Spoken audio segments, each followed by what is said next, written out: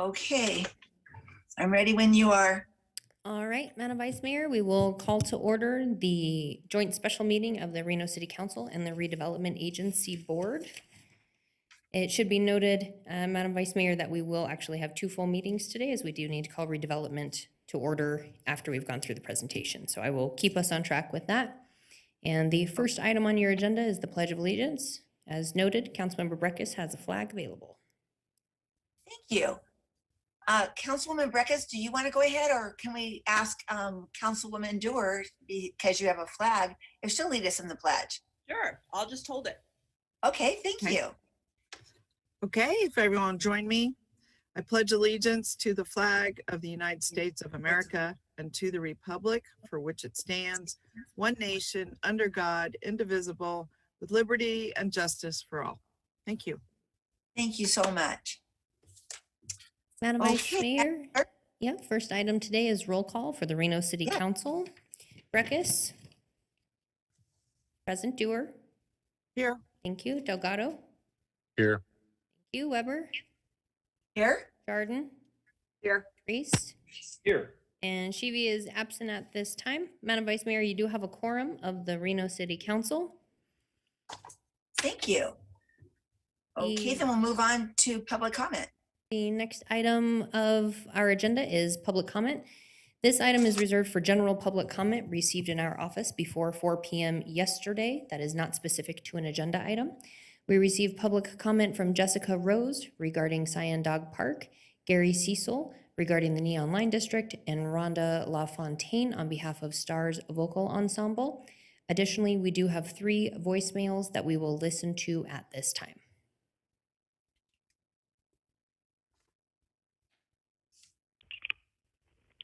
Hello to the City Council. My name is Leo Harishny, and I'd like to express support for the Center Street cycle track. And being a Sun Valley bicycling commuter, I know this has no direct connection to me and to those of us in the North Valleys who need to get into town and back by bicycle, but this project is an important first small step towards connecting all parts of the city by bicycle, one way to another, and to bicycle transportation for all of us. So please support and promote and get the Center Street cycle track moving so we can then go to future tracks and future connections that are sorely needed by cyclists in our community. Thank you. Hi, my name is Christine Anderson. I'd like to thank you for approving and moving forward with the City Center Street cycle track. Separated paths like this are the safest way to move students, tourists, and families quickly from Midtown through downtown and to and from the university. This will reduce traffic, save lives, and boost the economy, and make our city a better place to live. Please provide an update regarding this project. Thank you. Hi, my name is Ruth Evans, and I'm calling on behalf of the Center Street cycle track project, and I'm just curious where we're at with that project. It's Bike Month, so I have this all on my mind, and I really think it's important to have these types of separated paths as a way to move students, tourists, families from Midtown and downtown all the way up to the university, and just kind of connecting our city in general. Reduces our traffic, saves lives, and it definitely is a boost to our economy. So any update you can provide on that Center Street cycle track project, really appreciate it. Have a great day, Reno City Council. Madam Vice Mayor, if I may, a point of privilege. Mr. Manager, would you give us an update on the Center Street Bicycle Project at a future meeting, please? Yes. Or by a memo or email or however it is. Yep, we've got one in the works. Oh, and could I also ask that the forestry one also be updated, because that one was approved prior for those of us who were on council at 2014, and that one is also, really was ahead of the queue. Thank you. Thank you. Just to confirm that I heard Councilmember Breckus correctly, forest, not fourth, right? Okay. Councilwoman Jordan. Thank you very much. As I understand, at Friday's RTC meeting, Director Thomas will be giving a brief update on the Center Street cycle track, and at a future RTC meeting, there will be a full presentation on the cycle track. So I'm not sure if that's in June or July, but there will be a full agenda item and a robust discussion at RTC. Thank you. All Thank right. you. Okay, I think we're moving on to the approval of the agenda, but let's go to Manager Thornley to see if he has any comments on that. No changes to today's agenda. I want to take this opportunity from the outset to thank you all for your patience and your diligence as we work through the budget process for this year. I'm excited to see what today's meeting brings and get on with the business of moving the city forward. Move to approve. There's a motion by Councilmember Reese, seconded by Councilmember Jardin. Any other discussion? Hearing none, all those in favor say aye. Aye. Aye. Opposed? The motion carries unanimously. Madam Clerk? Madam Vice Mayor, with that, transitioning to your first item today, which is item B1. This is the public hearing regarding the tentative budget for FY 21-22. If we can, Madam Vice Mayor, just for ease of motions and process, I would like us to open the redevelopment agency at this time. So that way we can hear, as item B1 on the agenda does relate to item E41. So if you are all right with that, I will call roll call for the redevelopment agency so we can open it. Okay, thank you. Thank you. Breckus? Dewar? Delgado? Here. Thank you. Jardin, or excuse me, Weber? Here. Jardin? Here. Reese? Here. And Shivi, Madam Mayor, we can see you are logging on. You do have a quorum for the redevelopment agency. The first item is public comment. We have no public comment for the redevelopment agency. We'd be looking for approval of the agenda for redevelopment. So moved. Second. There's a motion and a second. Any other discussion? Hearing none, all those in favor say aye. Aye. Thank you. Opposed? That motion unanimously. Thank you, Madam Vice Mayor. At this time, we will move over Debbie Lochner, Finance Director, to give you the staff report and presentation. And it should be noted that this will be for item B1 on the council meeting and item E41 on the redevelopment agency. Before we move her over, do we need to do anything with regarding opening up the public hearing? We can start that while she's being moved over, and you can go through the process with me if you'd like. I would love to. So let the record reflect that the city council is opening the public hearing on this item, B2. Is that correct? That is, we're actually doing item B1, Madam Vice Mayor, and item E41. So I'll note in the record that you have stated those are the items we're opening. Okay, thank you. Madam Clerk, was proper notice given and any correspondence received? Madam Vice Mayor, proper notice was given on both of these items and no correspondence was received. Additionally, we have no public comment on either of these items. Okay, so then do any council members need to make any disclosures? Okay, then we're ready to go on to the staff presentation. Thank you.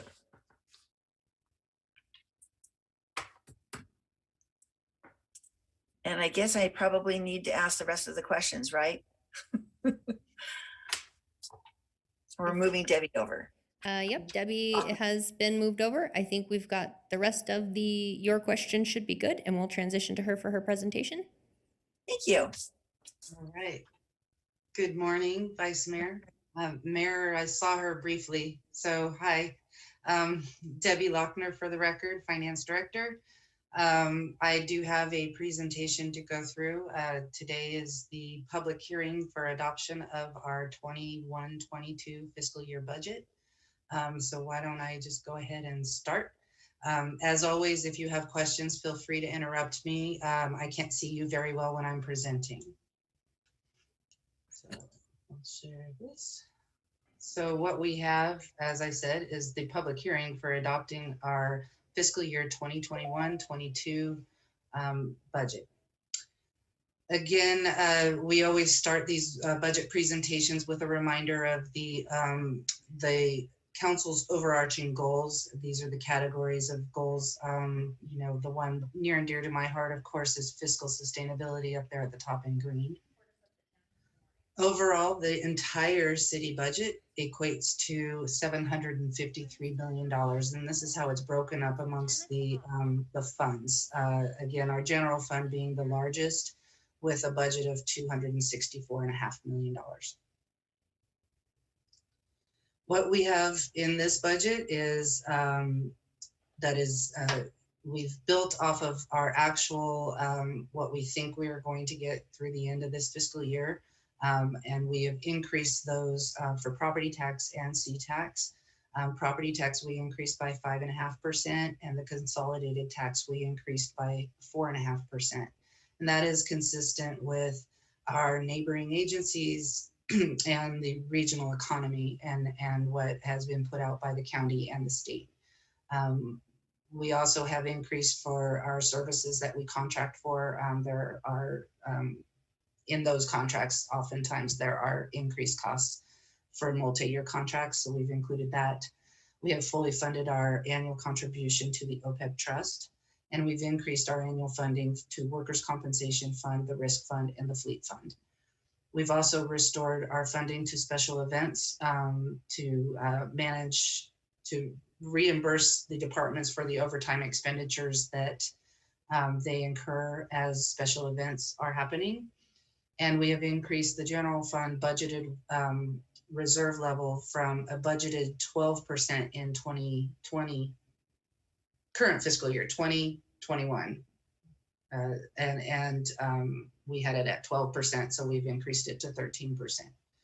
What we have invested strategically into the organization includes 21 new positions, an expansion of our clean and safe team, an expansion of our MOST team. We've added a forensics team and some contracts for forensic services. And then we've also added some funding for fire turnout equipment, record digitization. That's for our historical records through the city clerk's office. We've added the updated platform for Reno Direct and contracted some additional community outreach for our underserved community members. We've also in this budget increased the minimum wage for our part-time staff to $11 an hour. Overall, this just lays out what was added to the budget this year by department. So you can see overall it's about $3.4 million that we added to the budget, and it is primarily in staffing. And then we also have added some staffing into the building fund, the risk fund, and the sewer fund. Overall, this outline, it shows the total FTEs by department. The chart on the right shows what was approved in the current fiscal year of 2020-21 and what is proposed for 2021-22. And so you see there are 21 positions proposed for this year, bringing the entire staffing for the city up to 1,315 and a half people. We don't have half a person, it's just not a full-time position. Overall, how that lays out by categories, as you can see, again, property tax and consolidated tax are our largest revenues, followed by fees, licenses, and permits. By expenditures by category, our total general fund expenditures are $235 million. The largest portion of that is in salaries and benefits. As a service organization, that is appropriate. And then you see it's followed by services and supplies, the things that support our employees.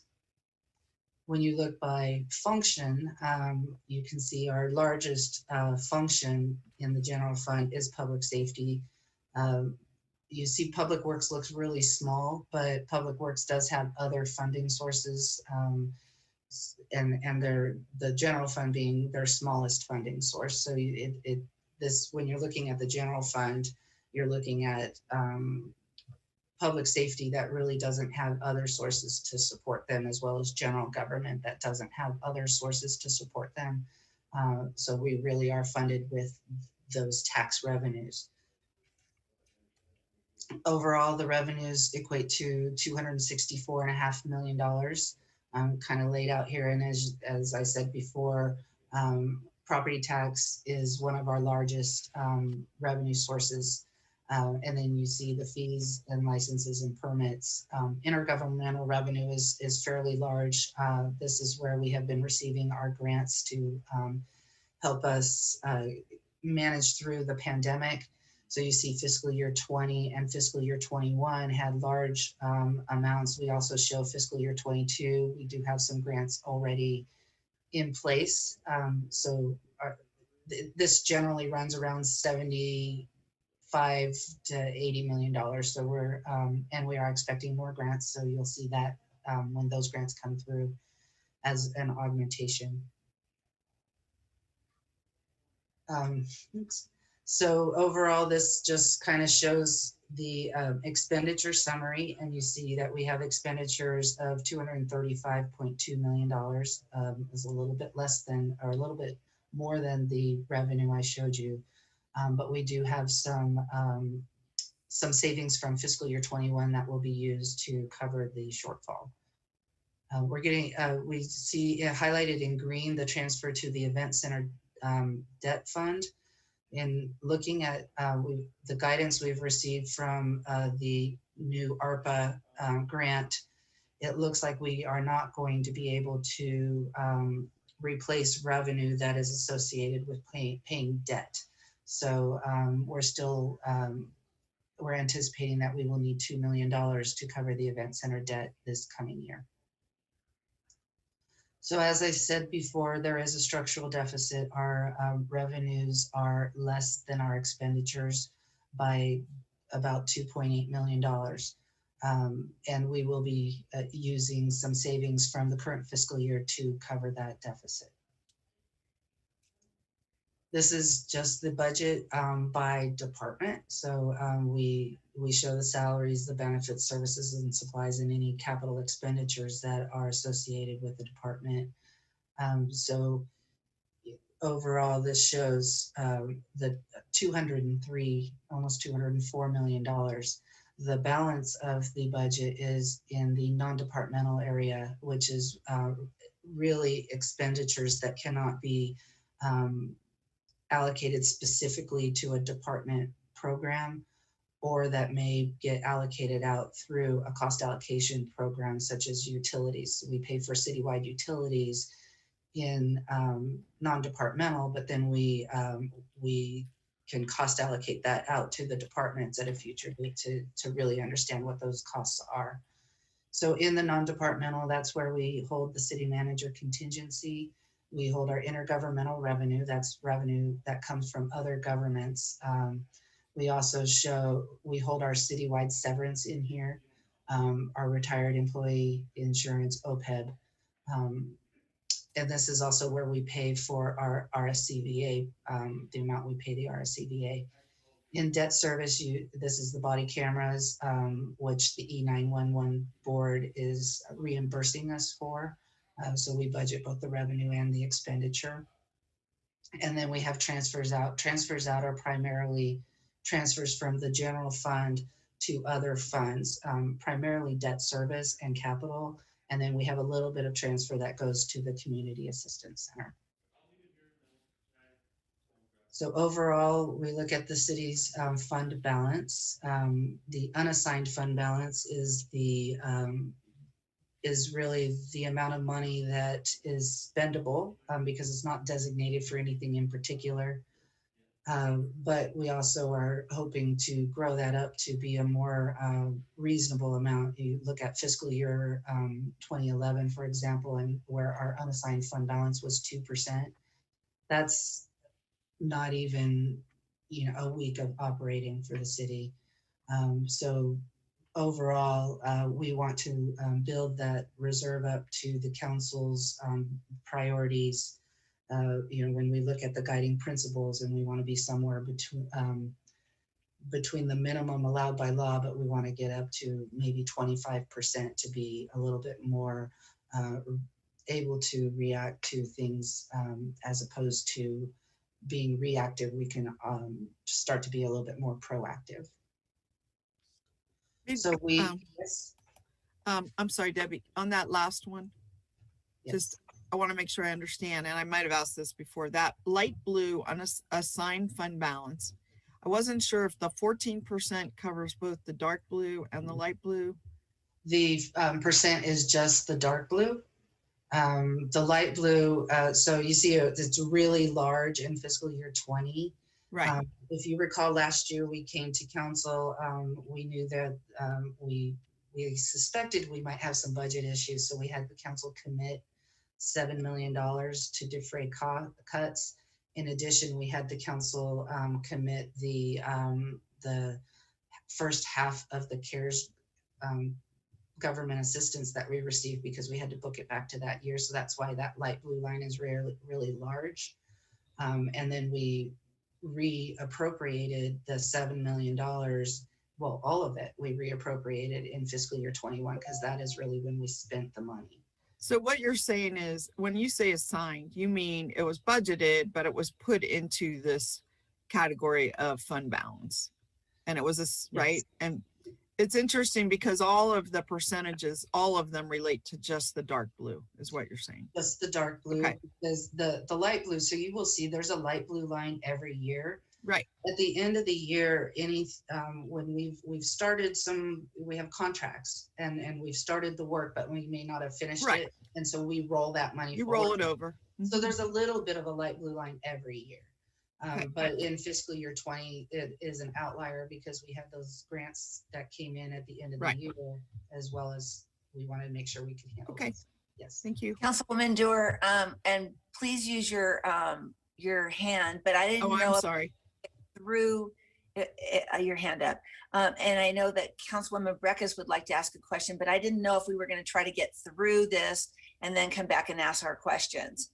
But since you've spoken, I'm going to go ahead and let Councilwoman Breckus speak, and then we're going to continue on, and then we'll ask questions at the end. Thank you. I thought since we were at a juncture, Ms. Stewart asked, I'd raise my hand, and I thought Yes. Ms. Lochner said, you know, she can't see us, but ask questions as we go. Right. Let me ask you, there was a Nevada Supreme Court decision about revenue by the legislature, that there may be some payback, and these paybacks, you know, seem to be a weird Nevada thing, because we know the one impacting Washoe County. Are you getting any sense that that payback of that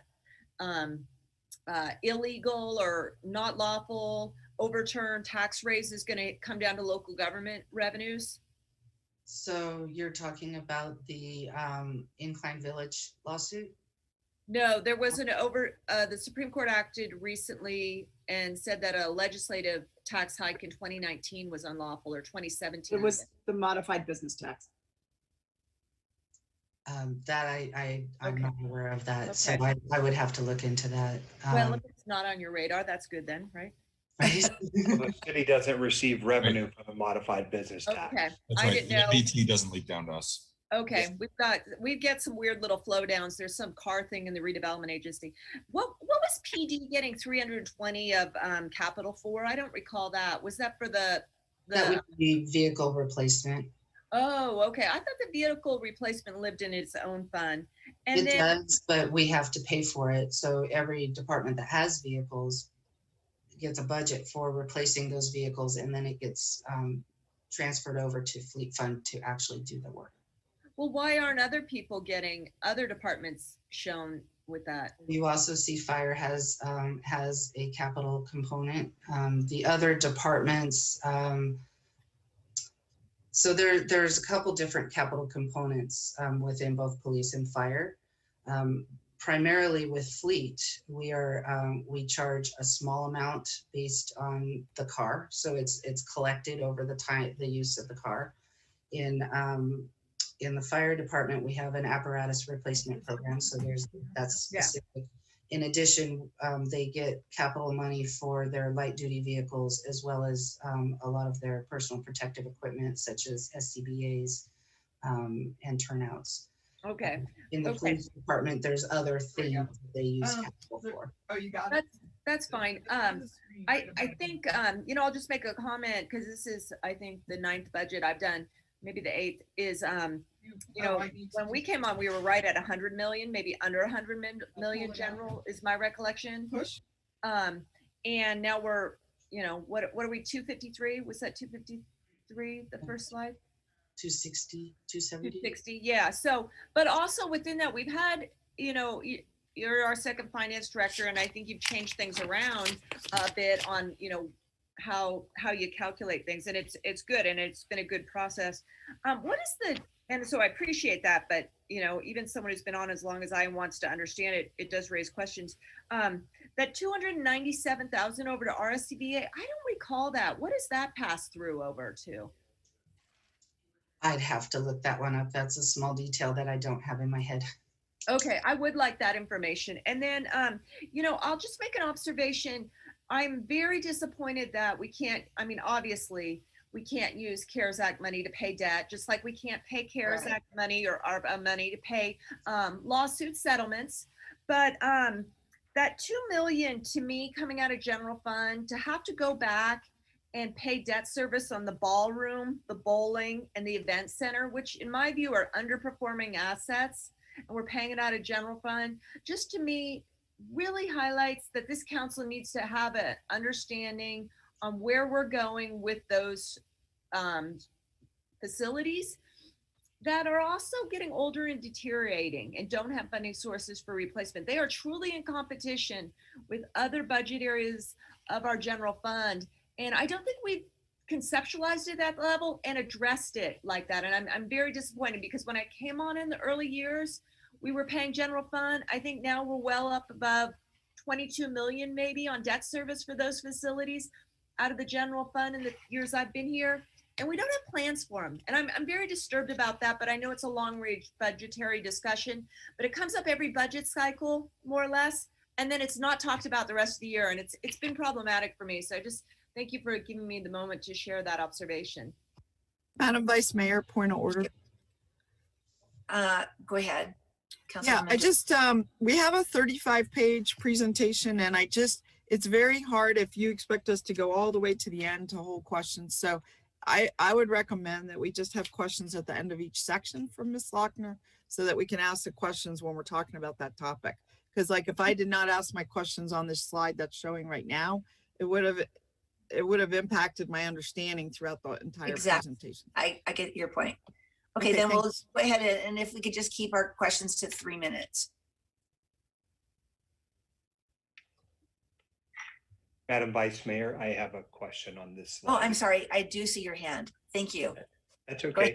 Ms. Lochner, and it may relate back to the previous slide, but the percentage of unassigned fund balance, what is the recommended amount? And actually, that's not entirely the question. We are trying to keep, I think, is it 8%? So the guiding principles have us between 8.3% and 25%. So really the goal is to get up to 25%. At this point in time, up to 16.67% is protected. So, it is by law under NRS. It used to be 25. I think at the last session, they lowered it to 16.67. And that's just a government accounting standard? It's 2 months of operating. So essentially 8.33% is 1 month of operating expenses. So, and is that represented in this slide in the end fund balance in the light, or assigned fund balance in the light blue?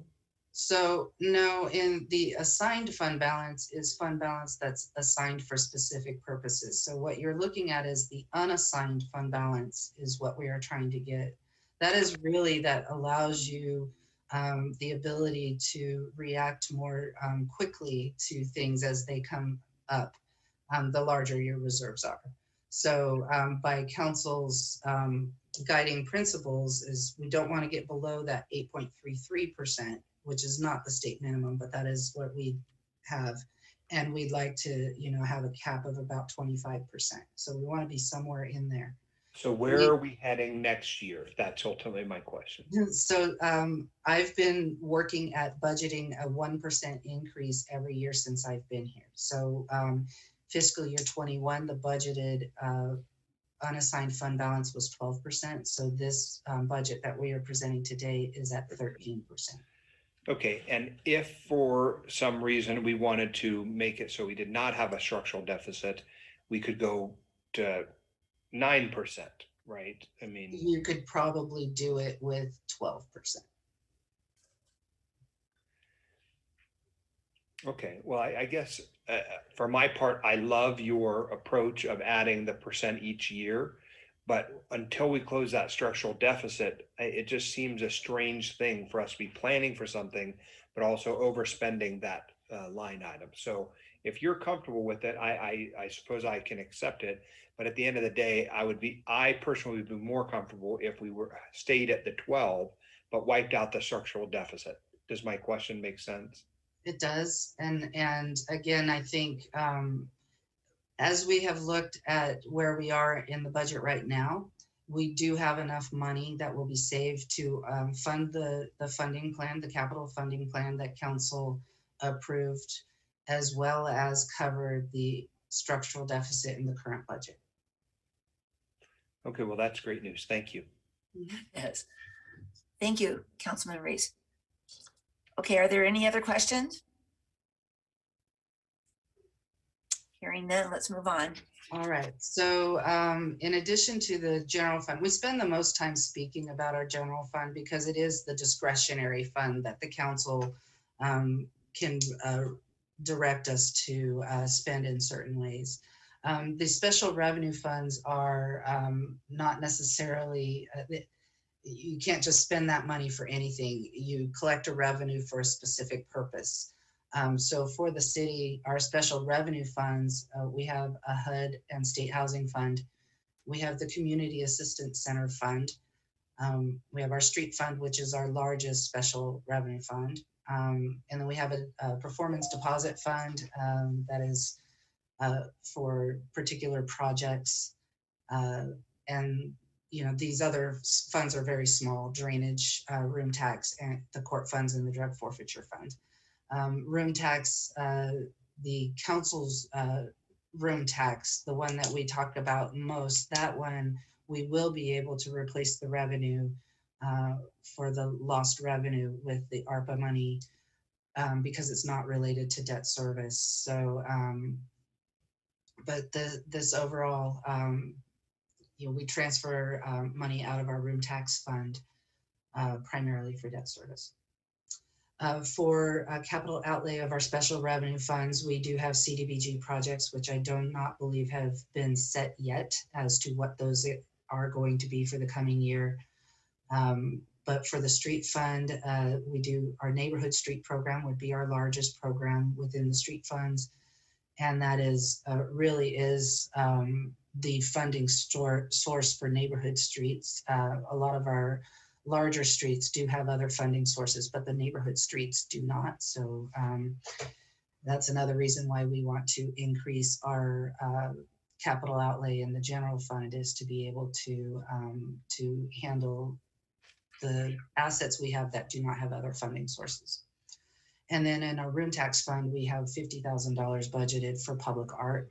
That's to meet the council's policy of a percentage of every capital project going towards public art. So we do a number of very small projects, and this $50,000 more than covers that at this point in time. We may need to increase that in a couple of years, but at this point in time, the small projects are covered with the $50,000. The large projects, it is just a budget line item within those projects. For our general government capital projects, so the general government capital projects, we have our room surcharge, that's the $2 surcharge. We have the event center bond, the parks capital projects, and then our capital tax fund. So the projects associated with those, when you look at the general capital projects fund, this is where we have the capital funding for the Public Safety Center as well as the Moana Pool. So you see the budgets for the funding plan there. In addition to that, the Parks Capital Maintenance Program and the City Facilities Capital Maintenance Program are budgeted at $400,000 every year. This year, we also added an additional $200,000 to address some issues at some of our fire facilities. We looked at preservation of assets, health and safety, and economies of scale when we identified the projects that would go forward. So you see parking lots and driveways, that really is economies of scale. We are going to do a multitude of parking lots and driveways, not just the most needed one. We will do more than that to reduce the cost. In addition, you see several roof upgrades or roof replacements, and that really does go to preservation of our assets. There is a little bit of money in there for the meter replacement program, and we also have the fire apparatus replacement program. For the room, the $2 surcharge, we have not, we've appropriated the money. There are some small repair projects that will be going to council for approval to reimburse RSCVA, but at this point in time, we have not budgeted any major projects using the $2 surcharge. This is another area where the revenue was hit pretty bad, and this one is not a percentage of the cost of the room. It's just simply $2 per room per night. So that revenue did get hit pretty hard. And then when you look at the park districts, so there are projects in Park District 1, 2, in Park District 3, and 1 each in Park District 4 and 5 as well. When you look overall at our debt, so we have funded our debt service. Again, you see the transfer of $2 million for the event center debt service. That would be this consolidated tax that up to 15% per month of that tax goes as a secondary pledge to those bonds. The one you look at Cabela's looks kind of odd because it's negative. That's a sales tax bond, and the sales taxes have not been sufficient to pay the bond payment. So it has been short in paying the debt service. That's why it looks negative. So our proprietary funds are our sewer funds, our building permit fund, the fleet fund. Yes, ma'am. Since we got to a break, may I ask questions? Yes, go ahead. Go ahead and ask the Okay. question. And it's a 35 slide presentation we have? Okay, so the question on the, well, first of all, are the federal relief funds, because you have guidance since the last time we met, are the federal relief funds, do you think they're going to be allowed to be used on some of our capital projects like the pool or the police station? And I never want to forget the fire stations because we have 2 temporary fire stations. So could they be used in those, on those facilities? Do you have a reading yet? So that they haven't been very clear yet on the infrastructure other than broadband infrastructure, like laying fiber and stuff like that. So we're still looking at guidance on the infrastructure component.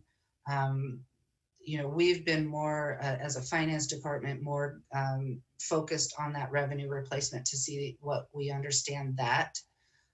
But we are having some meetings on some of the additional guidance that comes out, and we're getting guidance pretty much daily. There's an email that comes out with some new little tweak here and there. So we will continue to watch that. Those are on our radar as needing assistance. Well, since you mentioned the $2 surcharge, I want, when that comes forward, my request, because I no longer sit on that committee, is to understand the full allowance of the $2 surcharge, because I understand it could be used for other things. And, the $2 surcharge is fulfilling a almost ready to expire obligation to the bowling conference that, frankly, we need to understand what they've delivered in terms of room visits, no fault of their own, but some of it could be. And then if that could be used, I guess the term's fungibility of that, because can that be used for other facilities like the police station? And then perhaps we could back out some general fund money out of the police station and put that into other needs. So, that's a concern, because I think that we did not go into feeling that we were going to come back into a world where we're spending $2 million of general fund on debt service for the event center, the bowling stadium, and the ballroom. And I think going into that landscape again, we need to think about that $2 surcharge and if it could be used for other purposes. Okay. Thank you. Thank you. Were there any other questions? I don't see any other questions. Okay, so overall, our proprietary funds, as I said before, are listed here. The largest one being the sanitary sewer funds and our self-funded medical plan. You can see workers' compensation and risk. Both of those funds we're trying to build up a little bit to be more of a confidence level that we can pay for the things that come, the risks that we have and the obligations that we have within those funds. And that's why you saw earlier in the slide that we actually increased the funding into those. For the overall capital outlay, again, our sewer fund being the largest of those funds, followed by fleet replacement program is about $4.7 million this coming year. But we also have, several sewer projects. and within these, some of them are for the Reno Stead expansion, and some of them are for the Truckee Meadows facility. The Truckee Meadows facility, those capital projects are approved by the JCC, the joint committee that manages those with Sparks. So anyway, these are the projects that are laid out this coming year. You will see that there are lift stations and sewer collection systems that hit both the operation and maintenance as well as the capital fund. Some of them are related to expansion needs, and some of them are just regular operating needs. For redevelopment, so yes. Question. Yeah. On the sewer fund, how much debt are you willing to carry on the sewer fund under current revenues? Have you gotten that? And where are you booking debt on the sewer fund? So the debt on the sewer fund gets booked depending on which fund is paying for it. So again, the expansion has component of both operating as well as, most of it is expansion related, because it's new development related, so it's paid by connection fees. But there is also, anytime you do an expansion, you do also need to manage some of the operating, the ongoing operating, to make sure that the whole system stays whole. So you see both.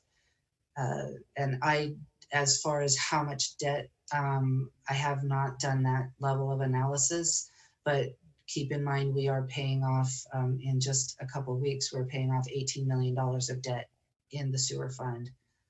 So that will allow for about $1.3 million of additional cash flow in the sewer fund.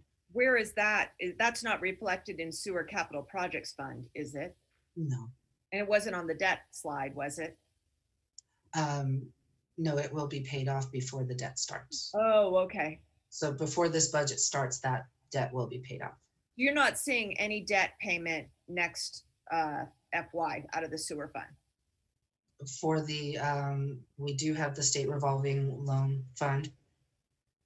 And I think there's one other bond that's a later bond, like a 2016. And where are those? Where are you showing those in this budget slide presentation? Not on this presentation because it's not capital. It would be in the debt. In the debt. Okay, that we already went through. And then let me ask you this. I've been trying for 8 years to get sewer line collection system expanded up to unsewered areas of Ward 1 that are, running out of leach fields and polluting the river. And we've got a $6.4 million sewer collection system. We haven't spent a lot of time on the capital projects within that. Does that get dedicated to that part of the collection system, or is it just something for the Public Works Department to decide how they're going to spend that $6.4 million? Is there a sub-listing of where we're spending that 6.4? That would be, the department would have all that information. We put together all the numbers, but we don't put together the language necessarily, the justification for things. We are revamping the whole CIP process for next year.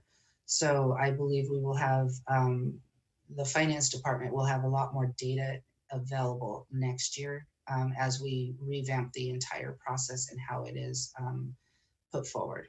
Are we adopting the CIP today also? Yes, ma'am. Okay, well, we didn't spend a lot of time on that. Thank you. So for redevelopment, and this is all information that I recently went through with council. I'll go through this fairly quickly. This is really more for the public hearing purposes. So we have within each redevelopment area, there's a general fund as well as a debt fund. And redevelopment area 1 is includes, it's the downtown area, includes the garage, which is managed by Colliers, and the retail space. And then it also pays for so the revenues are pledged to manage the garage, and then we also do some capital or upgrades and maintenance there. And the debt service fund, this is where we came to council, I want to say about a month ago, and discussed that redevelopment area number 1 was not going to be able to make their debt service payments past this June. So we'll make our June 1st payments, and then we were going to have an issue. Council directed staff to go ahead and extend the area by 15 years, amend the plan in RDA 2 to allow for a loan to RDA 1. So RDA 1 will be able to pay the debt service for the next 2 years with that loan from RDA 2. And then we'll pay RDA 2 back at the latter part of the current, as the bonds mature. And the bonds will mature in 2027. By then we believe the loan would be paid off. And then we will be able to do some projects in the downtown area using those redevelopment revenues.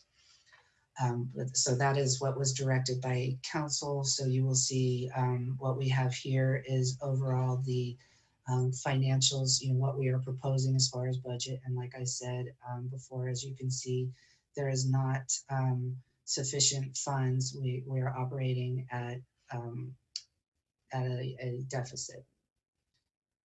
In the debt service fund as well, there is a deficit, and we were able to cover the June 1st payment of this year with what we have on hand, but then we will begin to have a problem with our December payment, and that is we will get all this work done so that we will not have that problem in December. RDA 2 is a much more elongated district. It covers Cabela's, the baseball district, and Park Lane Mall area.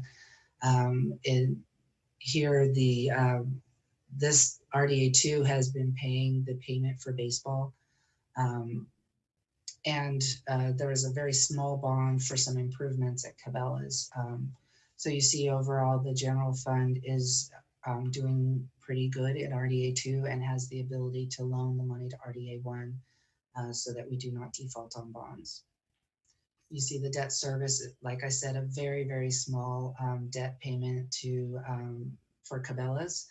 And again, there is sufficient revenues to cover the debt service. So Question on that one. Yes, ma'am. Go ahead. Okay, I just wondered, Debbie, in future presentations, it would be really helpful if you could show maps of those RDA 1 and 2, because I know that they are oddly shaped, and it would just and some of them are just continuous, like they don't attach. They're like all these sections are, I think, in RDA 2. Yeah. And so I think that would help. So just some thought. Yeah, those maps were included when we did the redevelopment Right. presentation, and we just, for length of presentation, took them out for this purpose, but we'll put them back in next time. Well, sometimes information's good just to have it in there so other people can see it too, even if you don't speak to it. Right, agreed. Great, thank you. Okay, so I wonder if, I know we have more questions, but I think we should go to public comment and then come back to our last discussion and questions. Madam Vice Mayor, we have no public comment for these items. Okay, and for RDA as well. That's correct. Okay, thank you. Then we'll come back at any other questions or comment. I see none. So we'll move on. Oh, wait. Looks like Councilmember Ms. Breckes Weber, has- Ms. Weber. Oh, okay, yes, go ahead, Councilwoman. And is this on, Breckes. you know, it's one that was up at the further level. Is that okay? Or are we just down on this section? Questions on anything at this point? Okay. Anything? You know, Yeah, sorry. Yes. I really need to re-articulate my concern, you know, about this ombudsperson position, because it's not really just a position, it's a new program. If you think about it, you know, a lot of times we add parks maintenance worker to the park maintenance program, but here we're adding an ombudsperson. There was a little bit of elaboration in the staff report about how it would link up with the liaisons. And in my view, I just, you know, if that's the thinking, I don't think it links up with the liaisons. I think the ombudsperson is someone who goes into the organization and traces down this little thread and pulls it, you know, in response to something that possibly a liaison is working on because it's gotten through constituent services to us. So seeing how this $120,000 position has been, you know, elaborated, I have a little concern, and I'm just going to express that. One, you know, I'm okay putting it as a position, but I think we should adopt the budget and allow the manager the latitude to do as a contractor, which is how Tumwa does it and how I think it would be better constructed, but also to present to us a little bit more of the program outlay. And, you know, this is, I think, the second most positions we've added since I've been on, and it makes me nervous, but I think it's consistent with other budgeting that I'm seeing at local jurisdictions in other states, even, you know, with this federal money, but it's still uncertain times. So even if we can just be a little more thoughtful on one position, I would really love to have the adoption of the budget with that kind of consideration. But other than that, Councilwoman Breckes, I mean, did Mr. Thornley speak to you, or can you speak to us about that point, Mr. Thornley? Exactly. That's going Haven't to. had an opportunity to circle back with everybody, but we did update that staff report.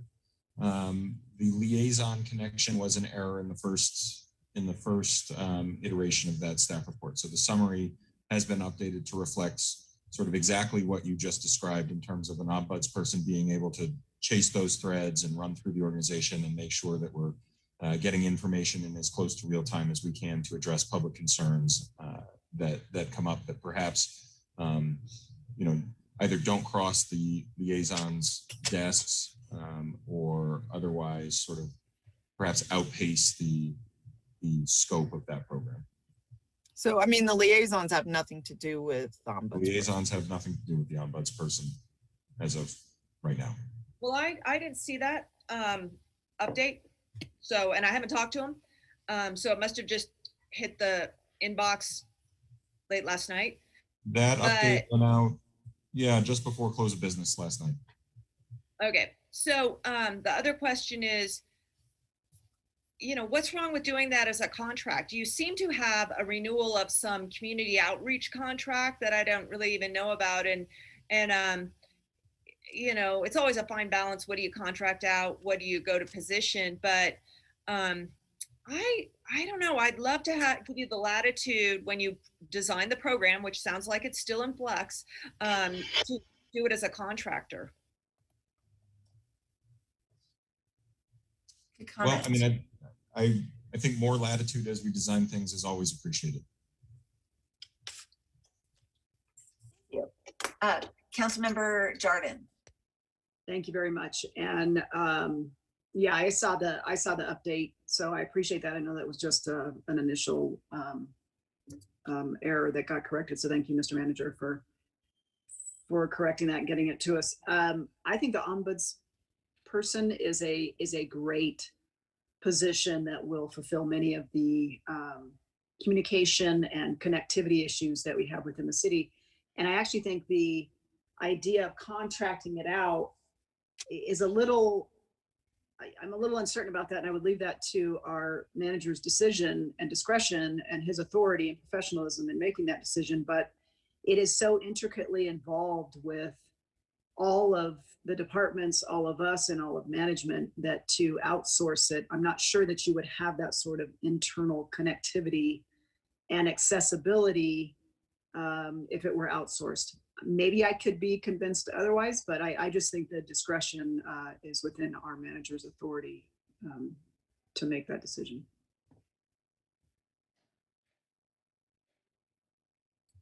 Good comments. Is there any others? Yeah, Vice Mayor, just really quickly, I would agree with Councilwoman Jordan on that. I just think then they're really disconnected and not part of the team and part of the brand and part of the culture that we're trying to sort of foster. And yeah, I mean, that would be, I think, very, I don't know, just probably not the best approach, because that would be sort of like one of the biggest connectors in the city on so many different levels. So I think they have to be very, very committed to the culture and to the city. So I do think if we had that, contracted, I don't think we would get the results we want. Anyway, thank you. Madam Vice Mayor.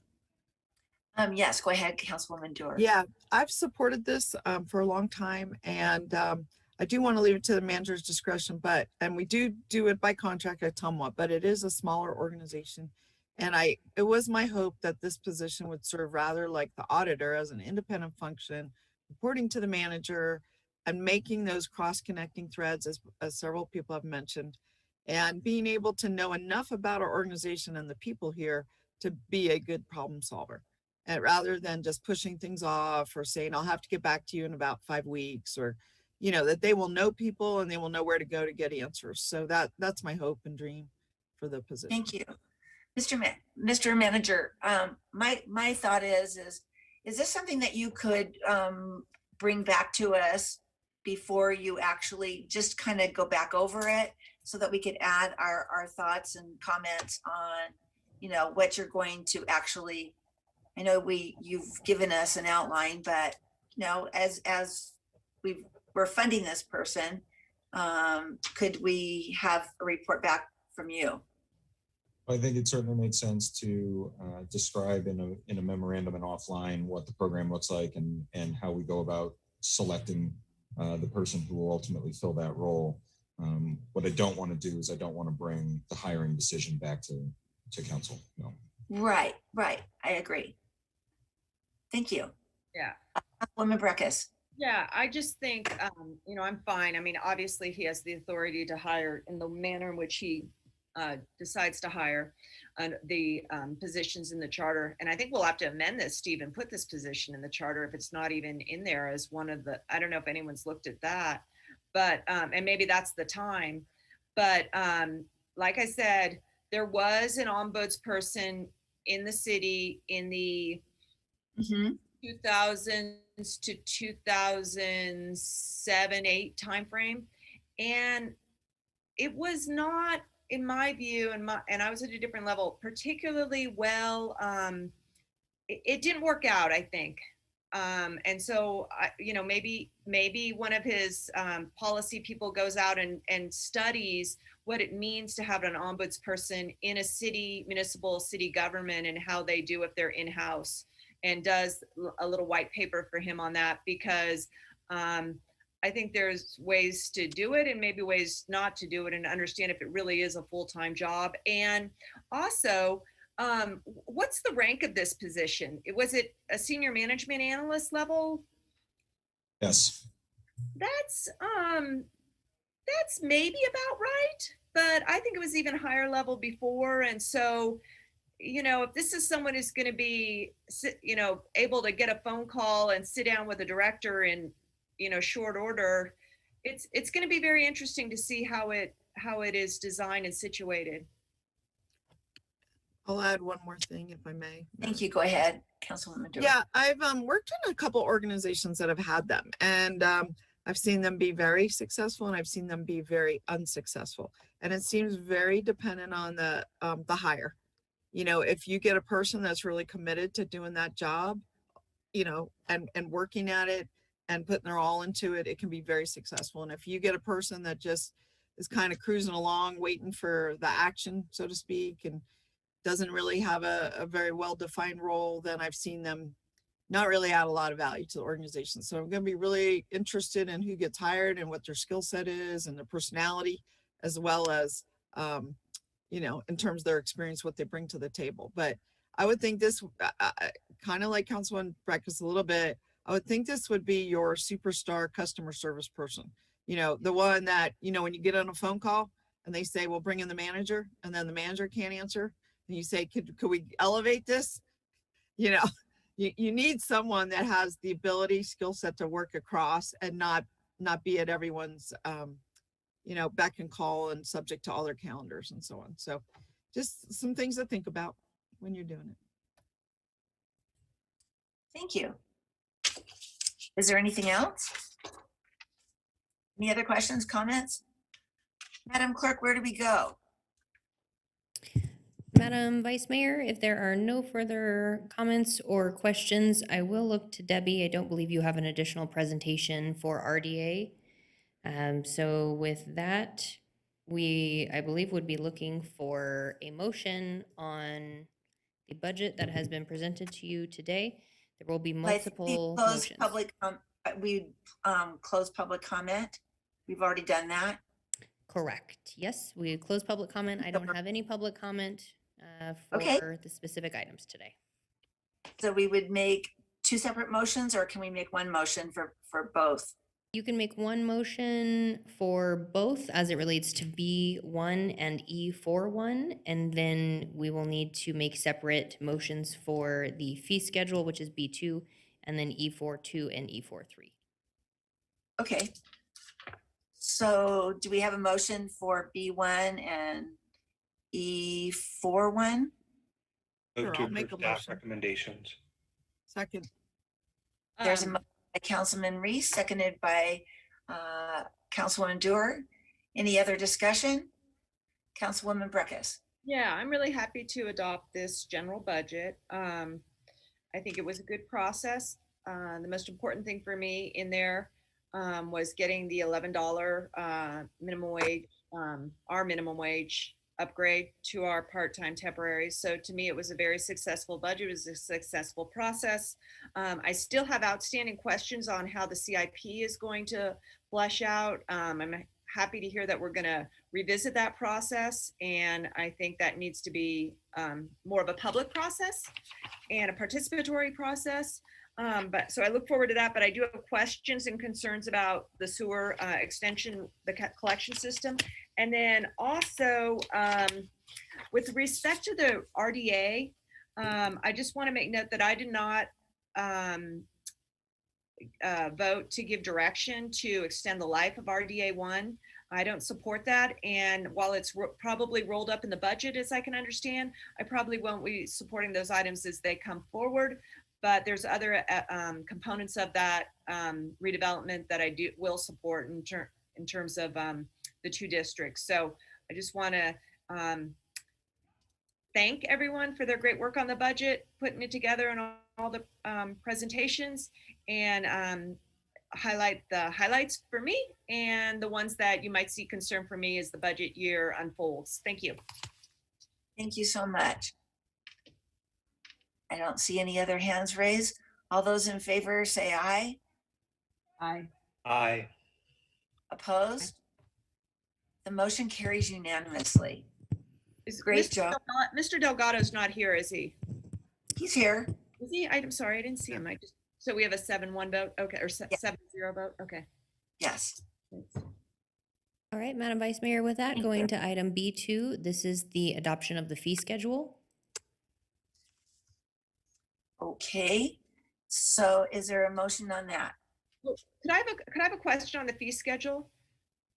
Yes. Ms. Luck, did you highlight, because the fee schedule was going to stay rather flat rather than move up for the cost recovery, which I am not in support of for recreation to, for that area. But there were, when I looked over it, and I think I just got it Monday, and it's, we have a long fee schedule. There were some areas that were hiked.